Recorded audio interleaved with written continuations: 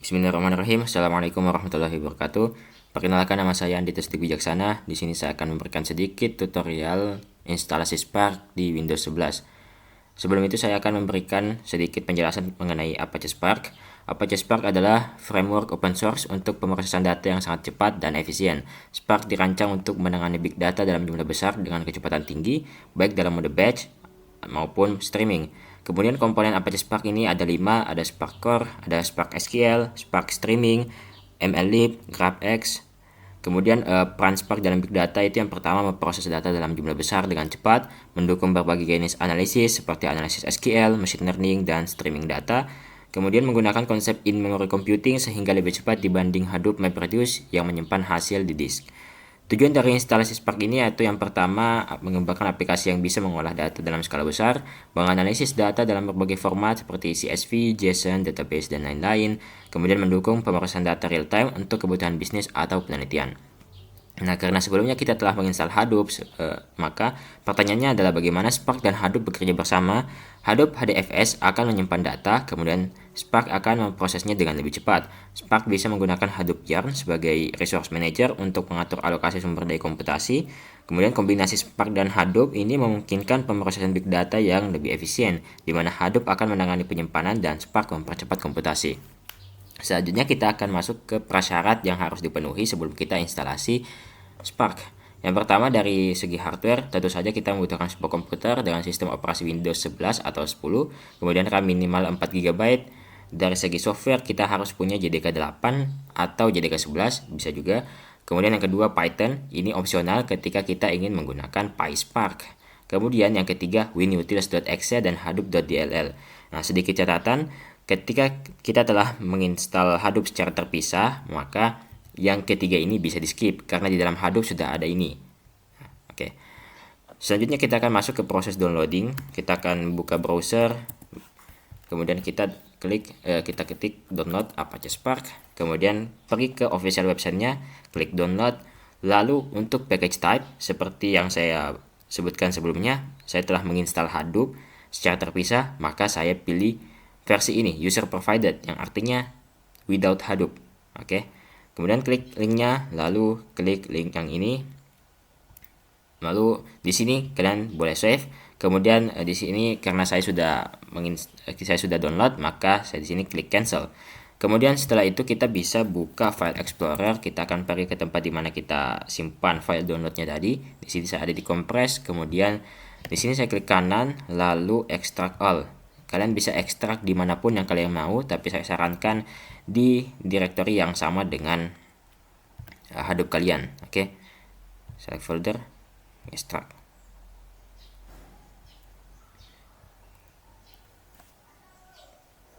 Di sini karena saya sudah ekstrak sebelumnya, maka yang file sebelumnya itu akan saya hapus ya. Oke, kita akan pergi ke tempat tadi big data. Oke, yang ini kita hapus. Nah, yang ini kita bisa rename agar kedepannya ini bisa lebih mudah untuk dikonfigurasi. Oke, setelah itu proses ekstraksi selesai, kita akan masuk ke environment variables. Ketik environment variables di pencarian, kemudian enter, lalu pergi ke sini environment variables, lalu tambahkan 3 variabel, yaitu ada Java Home, Hadoop Home, dan Spark Home. Nah, untuk Spark Disk Class Path ini bisa diabaikan terlebih dahulu. Oke, kita klik new, kita tambahkan Java underscore home. Untuk variable value-nya kita bisa browse directory, kita pergi ke tempat di mana kita menaruh Java kita.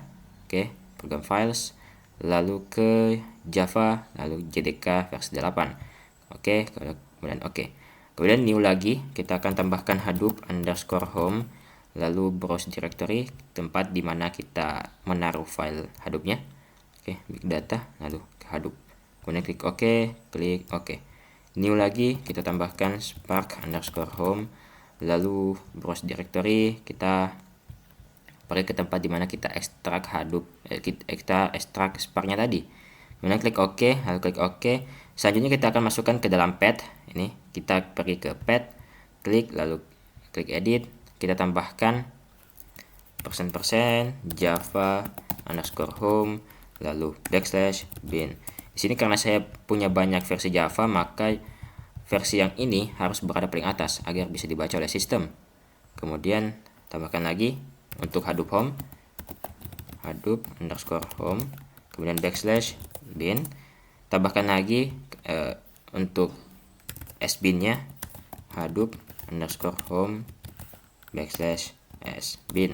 Oke, setelah itu kita tambahkan lagi untuk Spark home, Spark_home /bin. Oke, setelah selesai, maka kita bisa klik OK, klik OK, klik OK. Nah, setelah itu kita bisa ke root directory tempat di mana Spark dan Hadoop berada.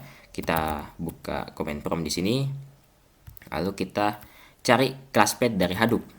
Caranya seperti ini. Oke. Nah, ini adalah class path dari Hadoop. Kita bisa copy, lalu kita buka environment variables lagi. Ini command prompt-nya kita tutup. Kita buka environment variables, lalu kita tambahkan Spark dist underscore class path. Lalu variable value-nya itu yang tadi kita paste di sini. Kemudian oke. Lalu di bagian path sama kita tambahkan, kita edit, tambah persen spark underscore dist underscore class path. Oke, setelah selesai kita klik OK, lalu klik OK dan klik OK. Oke, di sini kita buka lagi command prompt. Kita akan verifikasi instalasi dengan mengetik Spark Shell. Kalau berhasil, maka akan muncul versi dari Spark Shell yang kita gunakan. Nah, di sini berarti kita telah berhasil menginstal Spark di Windows. Nah, sekarang masuk ke permasalahan yang saya temukan ketika proses instalasi ini adalah ketika kita keluar dari Spark ini, maka akan ada error dari shutdown hook manager. Nah, di sini saya punya sebuah solusi di mana kita harus mengkonfigurasi beberapa file. Di sini kita pergi ke configuration. Di sini ada log4j2 properties. Kemudian ada spark defaults.configuration. Ini kita copy, kemudian kita pastekan, kemudian kita rename, kita hapus ekstensi template-nya, menyisakan ekstensi configuration. Lalu di sini kita edit in Notepad. Kemudian di sini saya sudah sediakan yang ini. Nah, ini adalah sebuah, di sini kita akan menginisiasi Spark local dir untuk file temporary dari Spark kita. Di sini kalian bebas mau isi apapun. Kemudian kita bisa save. Kemudian yang kedua untuk log4j2 yang ini kita copy ya, Ctrl C saja. Kemudian Ctrl V, lalu kita rename, hapus template-nya. Oke. Sama seperti tadi, kita edit in Notepad. Oke, kita paste yang ini. Copy ini. Kalian bisa pause. Ini kita tidak butuhkan semuanya, kita bisa hapus. Kita sisakan ini, kemudian save. Lalu, terakhir adalah di bagian bin, lalu Spark Shell. Oke, kita pergi ke Spark. Kita buka bin. Lalu cari Spark Shell dengan ekstensi ini, Windows Command Script. Kemudian kita edit in Notepad. Oke. Lalu kita tambahkan ini. Sesuaikan dengan yang kalian tulis tadi. Nah, kita taruh di bagian bawah. Ctrl V, lalu Ctrl S. Nah, secara teori, setelah kita melakukan hal tersebut, maka ini sudah bisa mengatasi errornya.